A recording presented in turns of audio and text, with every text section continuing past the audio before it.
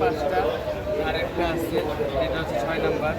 তো যেগুলো বিক্রি করছে হচ্ছে সুলতানের, ওর নাম সুলতান, সুলাইমান ছিল, নবাব ছিল, জমিদার ছিল, তারপর হচ্ছে আচ্ছা, গরুর খাওয়াইছে।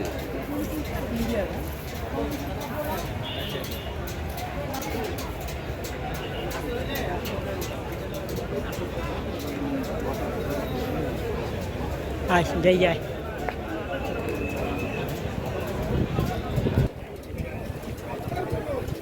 সেই নাম্বার। আর আমার মতে গাবতলিতে এটা হচ্ছে 1 and only, ঠিক আছে, সেকেন্ড পিস কেউ দেখাতে পারবে না।